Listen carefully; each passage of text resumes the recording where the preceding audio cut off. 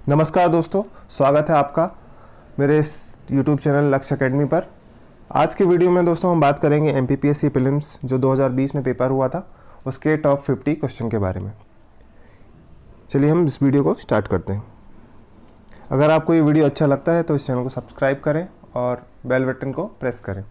आप हमारे Telegram group से भी ज्वाइन हो सकते हैं और फेसबुक पेज को लाइक कर सकते हैं, वहाँ भी मैं ये वीडियो डालता हूँ। तो आज की वीडियो में हम बात करेंगे जो 2020 का MPPSC का पेपर था उसके हम 50 क्वेश्चन को सॉल्व करने वाले हैं। तो चलिए हम स्टार्ट करते हैं। पहला क्वेश्चन है, मध्य प्रदेश का पन्ना जिला किस खनिज के लिए प्रसिद्ध है? तो मध्य प्रदेश का पन्ना जिला आप जानते होंगे हीरा के लिए प्रसिद्ध है, तो इसका आंसर हो जाएगा डी। दूसरा है, चंबल नहर सिंचाई परियोजना संबंधित है। चंबल नहर सिंचाई परियोजना किससे संबंधित है? ए है Sindhu basin, B Ganga basin, C Yamuna basin और डी है ताप्ती बेसिन। तो हम जानते हैं दोस्तों चंबल नहर कहाँ से निकलती है। चंबल नहर ग्वालियर MP के ग्वालियर से होकर राजस्थान में जाती है, तो ये कहाँ मिलती है? सीधे जाके यमुना बेसिन से। तो इसका राइट आंसर हो जाएगा सी, यमुना बेसिन। थर्ड क्वेश्चन है, जवाहर सागर जल विद्युत परियोजना किस नदी पर स्थित है? तो जवाहर सागर विद्युत परियोजना है, इसके ऑप्शन देख लेते हैं हम। ए नर्मदा, बी चंबल, सी ताप्ती और डी माही।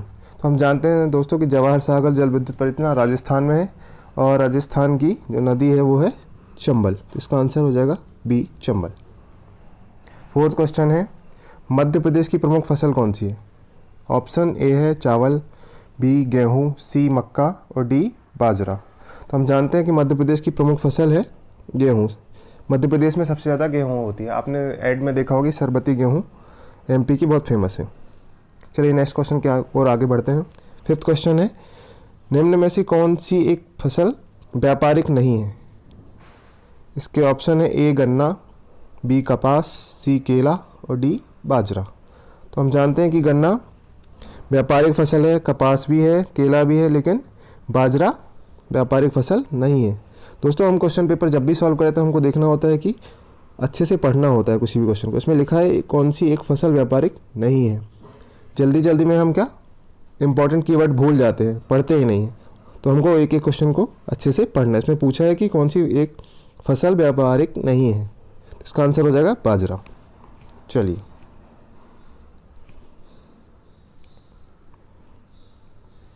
नेक्स्ट क्वेश्चन क्या कह रहे हैं?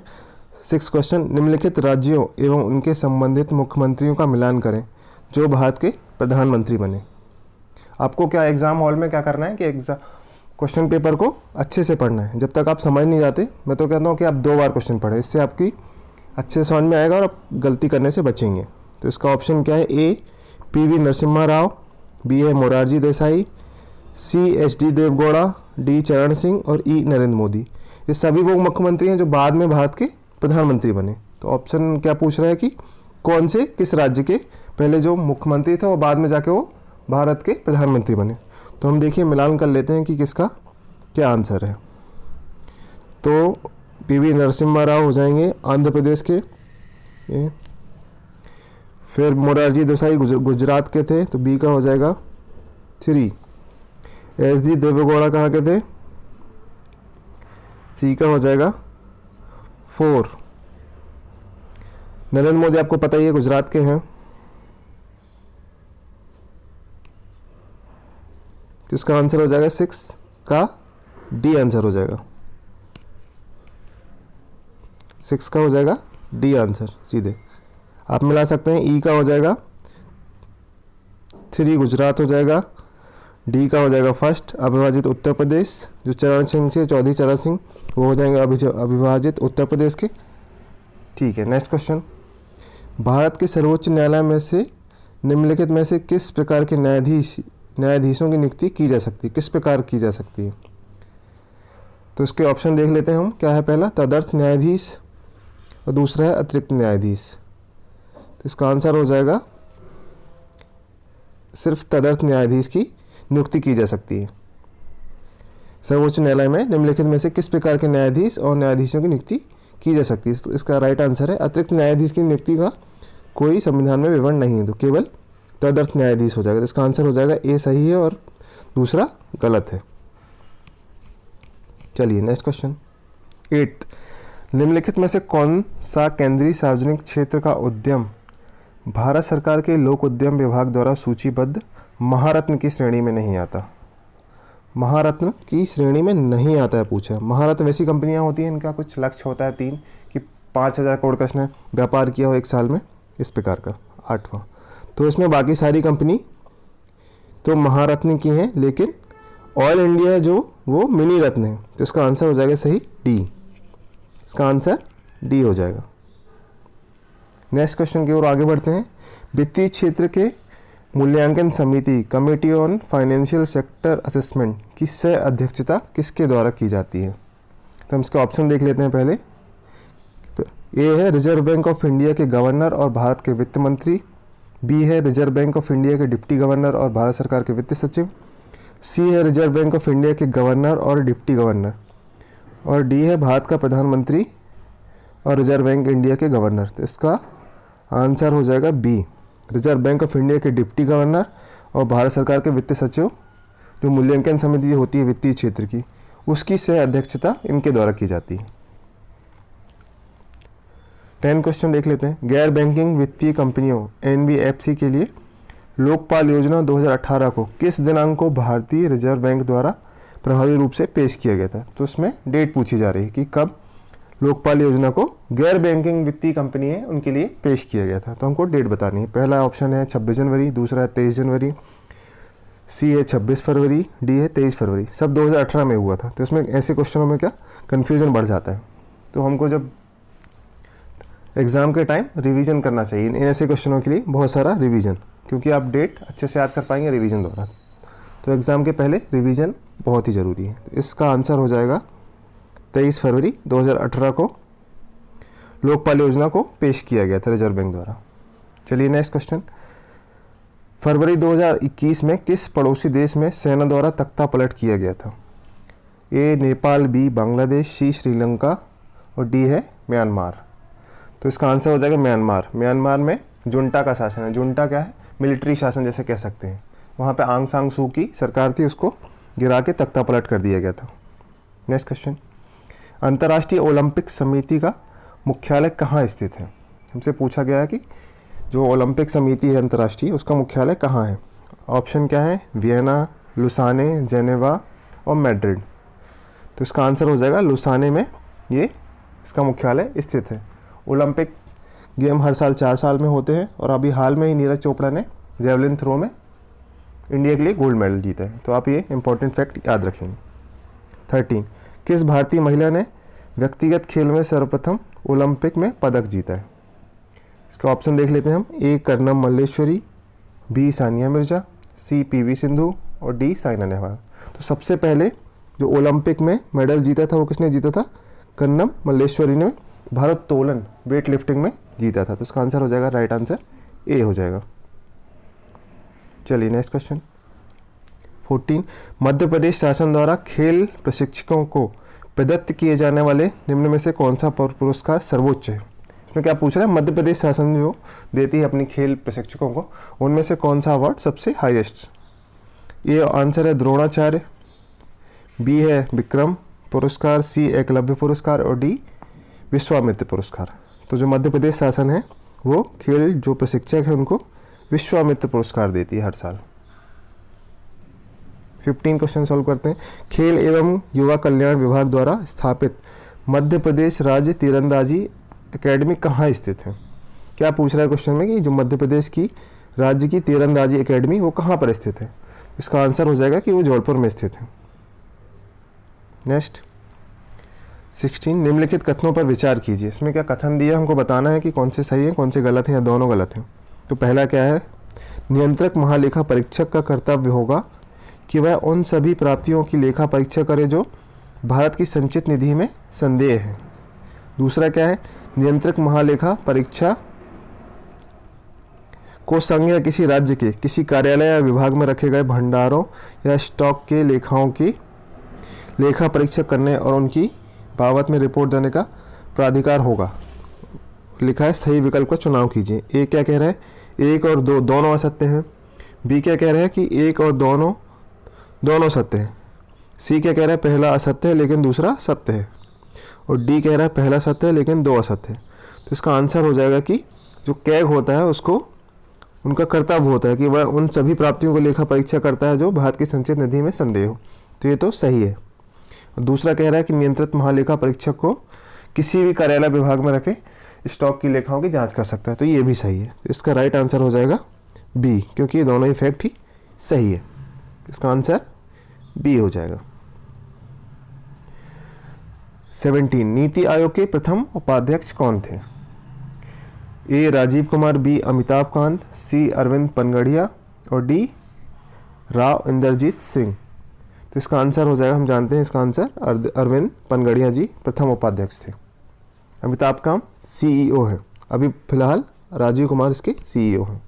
नेक्स्ट, राज्य मानवाधिकार आयोग के अध्यक्ष और सदस्यों की नियुक्तियों के नाम की सिफारिश करने वाली समिति में कौन शामिल नहीं है पूछा है। आपको नहीं है ज़रूर देखना है, क्योंकि हम जल्दीबाजी में पेपर में ये पढ़ नहीं पाते और हमारा सवाल गलत हो जाता है। तो इससे हमें बचना है, पूरा पेपर को अच्छे से रीड करनी है। इसके ऑप्शन है ए मुख्यमंत्री, बी विधानसभा का अध्यक्ष, सी गृह मंत्रालय के प्रभारी और डी राज्यपाल। तो नियुक्तियों के नाम की सिफारिश में राज्यपाल शामिल नहीं होता, क्योंकि वो राज्यपाल को ही देते हैं। तो इसका राइट आंसर राज्यपाल हो जाएगा, क्योंकि बाकी तीन तो इंक्लूड है लेकिन राज्यपाल इसमें शामिल नहीं है। 19 राष्ट्रीय हरित न्यायाधिकरण के किसी भी निर्णय से व्यथित कोई व्यक्ति सर्वोच्च न्यायालय में अपील कितने दिन के भीतर दायर कर सकता है? तो पहला ऑप्शन है 30 दिन, बी 45 दिन, सी 60 दिन और डी 90 दिन। तो इसका आंसर 90 दिन के अंदर अगर कोई व्यक्ति निर्णय से संतुष्ट नहीं है तो वो सर्वोच्च न्यायालय में अपील कर सकता है, लेकिन इसके लिए 90 दिन हो जाना उचित है। 20 राज्य खाद्य आयोग की स्थापना किस कानून के अंतर्गत होती है? जो राज्य का खाद्य आयोग होता है उसकी स्थापना किस कानून के अंतर्गत होती है? ऑप्शन ए राष्ट्रीय खाद्य सुरक्षा अधिनियम 2013, बी राष्ट्रीय खाद्य सुरक्षा अधिनियम 2019, सी राष्ट्रीय खाद्य सुरक्षा अधिनियम 2020 या डी उपयुक्त में से कोई नहीं। तो इसका आंसर हो जाएगा, हम जानते हैं कि राष्ट्रीय खाद्य सुरक्षा अधिनियम 2013 के कानून के तहत ही राज्य के खाद्य आयोग की स्थापना की जाती है। 21 भोपाल राज्य के मूल संस्थापक कौन थे? ऑप्शन है ए दोस्त मोहम्मद खां, बी नवाब हमीदुल्ला खां, सी नर मोहम्मद खां या डी यासीन मोहम्मद खां। तो इसका आंसर हो जाएगा दोस्त मोहम्मद खां ने भोपाल राज्य की स्थापना की थी।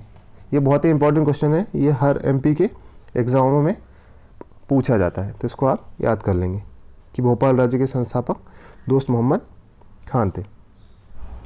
चलिए 22 राजा वीर सिंह देव की राजधानी कहाँ थी? ए बांधवगढ़, बी गहोरा, सी नरों की गढ़ी या डी गढ़ामंडला। तो इसका राइट आंसर हो जाएगा गहोरा। गहोरा में राजा वीर सिंह देव की राजधानी स्थित थी। 23 मांडू विजय दक्षिण विजय की कुंजी था, यह किसने कहा था? ये कथन पूछा गया हमसे और बोला गया कि किसने कहा था। ए मलिक कफूर, बी शीतल देव, सी ऐनुल मुल्क मुल्तानी या डी अमीर खुसरो। तो ये अमीर खुसरो ने कहा था कि अगर जो मांडू पे विजय प्राप्त कर लेता है वो दक्षिण भारत को भी जीत लेता है या विजय प्राप्त कर लेता है। इसका राइट आंसर हो जाएगा डी अमीर खुसरो। 24 भीम बेटिका को किसने खोजा था? भीम बेटिका की खोज किसने की थी? ए है doctor HD Sankhalia, B doctor Shyam Sundar Nigam, सी है डॉक्टर विष्णुधर वाकड़कार या डी है डॉक्टर राजबली पांडे। इसका आंसर हो जाएगा कि भीम बेटिका की खोज डॉक्टर विष्णुधर वाकड़कार ने की थी। ये भी बहुत इंपॉर्टेंट क्वेश्चन है, इसको आप अच्छे से याद रखेंगे। मध्य प्रदेश में सर्वाधिक पाई जाने वाली जनजाति कौन सी है? तो मध्य प्रदेश में इसके ऑप्शन देख लेते हैं। ए गोंड, बी कोरकू, सी भील या डी कोल। तो हमको पता है कि मध्य प्रदेश में सबसे ज़्यादा भील पाई जाती है और पूरे भारत में सबसे ज़्यादा कौन सी प्रजाति पाई जाती है? वो है गोंड, जनजाति गोंड है। पर इस क्वेश्चन में क्या पूछा गया कि मध्य प्रदेश में सर्वाधिक कौन सी जनजाति पाई जाती है? तो उसके लिए आंसर हो जाएगा भी, सी आंसर इसका हो जाएगा। 26 क्वेश्चन में सूची 1 को सूची 2 से सम्मिलित करना है और जो कोड दिए गए उनका प्रयोग करते हुए सही उत्तर का चुनाव करना है। तो हमको एक तरफ सूची 1 में घास के मैदान दिए गए हैं और दूसरी तरफ देश और महाद्वीप दिए गए हैं जहाँ ये स्थित है। तो हमको ये बताना है कि कौन कहाँ स्थित है। तो ऑप्शन क्या दिए गए हैं, स्टेपीज, दूसरा है प्रेरीज, सी वेल्ड और डी डाउन्स। तो हम देख लेते हैं कि किसका कौन सा हो जाएगा। तो स्टेपीज कहाँ पाए जाते हैं, स्टेपीज पाए जाते हैं रूस में, प्रेरीज पाए जाते हैं संयुक्त राज्य अमेरिका में, वेल्ड्स पाए जाते हैं साउथ अफ्रीका में, और डी डाउन्स है जो ऑस्ट्रेलिया के घास के मैदान है। तो इसका आंसर हो जाएगा दोस्तों सी। स्टेपीज रशिया में पाई जाती है, प्रेरीज के जो मैदान है वो संयुक्त राज्य अमेरिका में पाए जाते हैं, और जो वेल्ड्स हैं वो साउथ अफ्रीका में पाए जाते हैं, और जो डाउन्स हैं घास के मैदान वो ऑस्ट्रेलिया में पाए जाते हैं। इसका आंसर हो जाएगा C. Right answer is C. Bharat के किस राज्य में सागौन के वन का क्षेत्र सर्वाधिक है? Option A Jharkhand, B Andhra Pradesh, C Uttarakhand या डी मध्य प्रदेश। तो मध्य प्रदेश में सबसे ज़्यादा सागौन का वन क्षेत्र है, लगभग 17% के अप्रॉक्स। इसका राइट आंसर डी हो जाएगा। 28 निम्नांकित में से कौन सा एक सुमेलित नहीं है?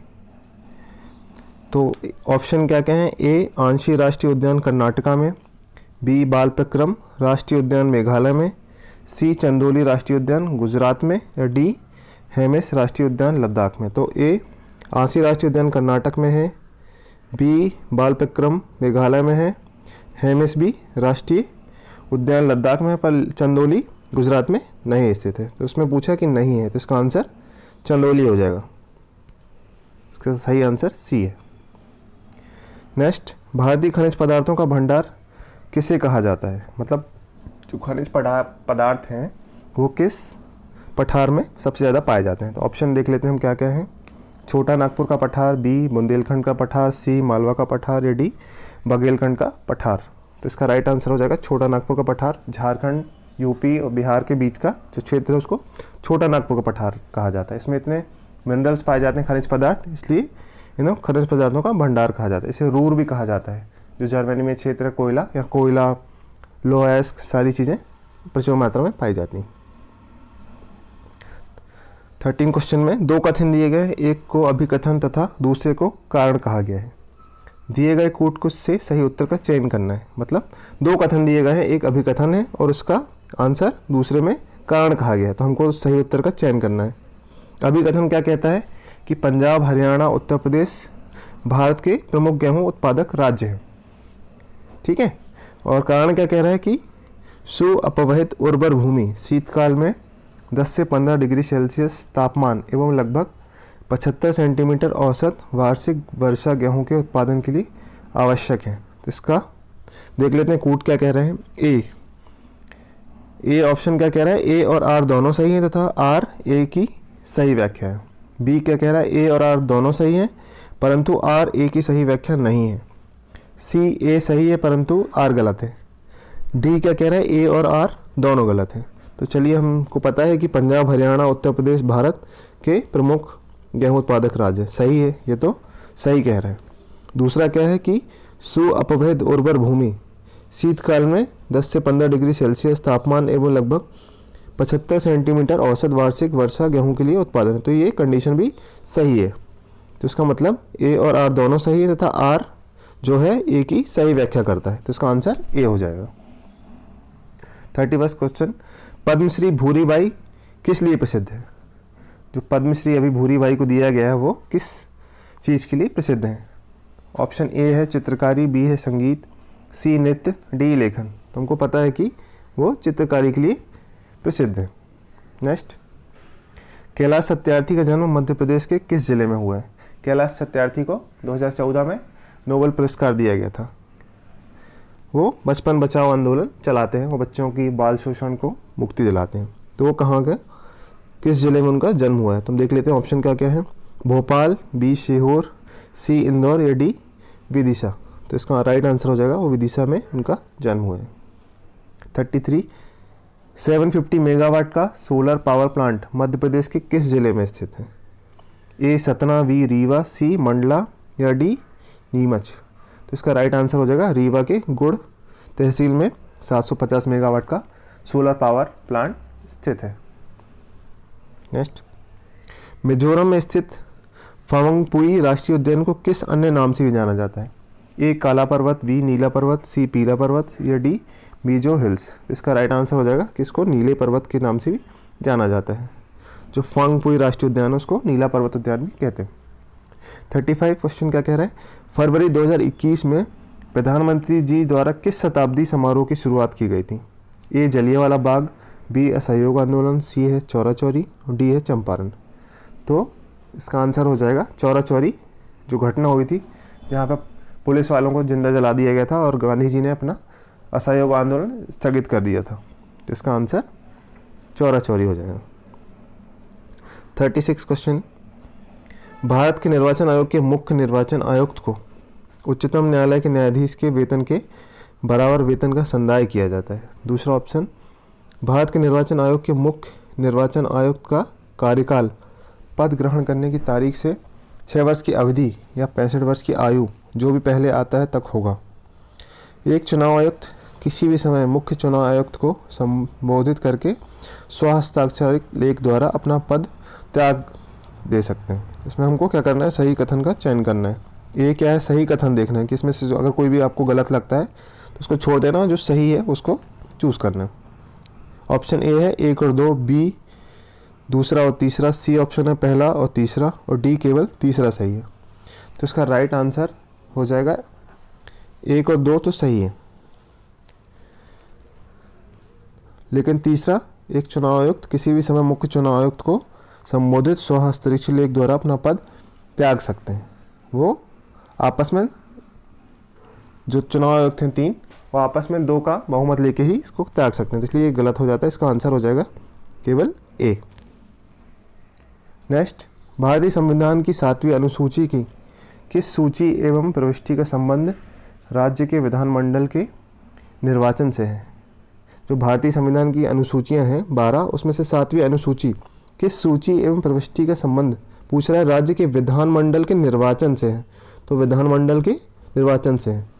ऑप्शन देख लेते हैं हम। सूची 1 प्रविष्टि 72, सूची 2 प्रविष्टि 27, सूची 2 प्रविष्टि 37, सूची 3 प्रविष्टि 32। तो इसका राइट आंसर हो जाएगा, इसके असल में 2 आंसर आयोग ने दिए हैं अपनी मेन आंसर की में। तो इसका आंसर ए भी उन्होंने माना है और सी भी माना है कि प्रविष्टि 37 और प्रविष्टि 72 दोनों में ये चीज़ कही गई है।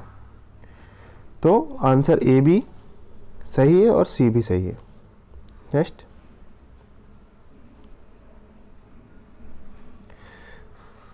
मध्य प्रदेश राज्य निर्वाचन आयोग का गठन कब किया गया था? इसमें डेट पूछी हुई है। तो ऑप्शन ए है 1 फरवरी 1994, बी 1 मार्च 1994, सी 1 अप्रैल 1994 या डी 1 मई 1994। तो इसका राइट आंसर हमको पता है 1 फरवरी 1994 की दिन मध्य प्रदेश राज्य निर्वाचन आयोग का गठन किया गया था। नेक्स्ट, 2 या अधिक राज्यों के लिए एक संयुक्त राज्य लोक सेवा आयोग की स्थापना की जा सकती है।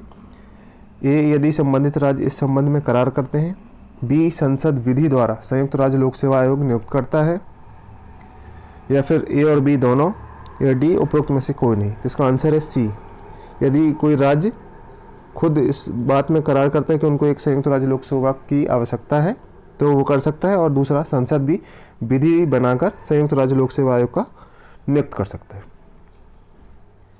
किस प्रावधान के अंतर्गत मध्य प्रदेश लोक सेवा आयोग का गठन किया गया था? तो इसका ऑप्शन हो जाएगा सीधे राज्य पुनर्गठन अधिनियम 1956 की धारा 118(3) के तहत मध्य प्रदेश लोक सेवा आयोग का गठन किया गया था।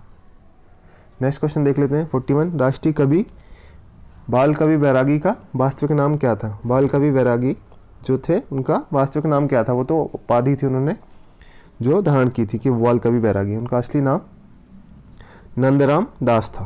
आंसर डी, नंदराम दास।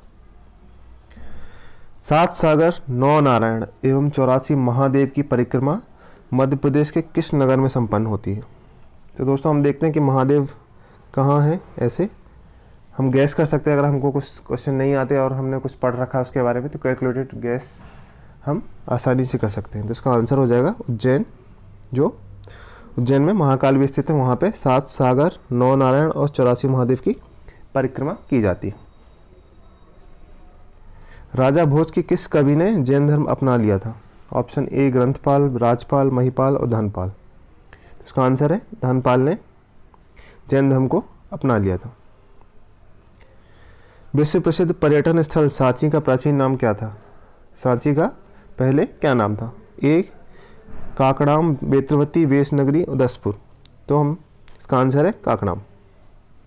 टंटिया भील का वास्तविक नाम क्या है? टंटिया भील का वास्तविक नाम था टांटिया, जिसे अंग्रेजों ने टांटिया, उसका वास्तविक नाम टांटिया था, लेकिन अंग्रेजों के उच्चारण के कारण उसका नाम टंटिया पड़ गया था। लेकिन आयोग, जो मध्य प्रदेश लोक सेवा आयोग है, उन्होंने इस क्वेश्चन के दो आंसर को माना है, एक तो टांटिया और दूसरा टंडरा। तो इसके दो आंसर है, ए टांटिया भी है और टंडरा भी उनको कहा जाता था। जेनेटिक कोड की विशिष्ट विशेषताएं हैं। इसमें ऑप्शन दिए, हमको बताना है कौन से सही है नहीं है। पहला, यह प्रायः सार्वत्रिक होता है। दूसरा, यह 3 न्यूक्लियोटाइड क्षारकों का बना होता है जो 20 अमीनो अम्ल के संगत होते हैं। यह अनित व्यापी, गैर अस्पष्ट एवं कोमा रहित होता है।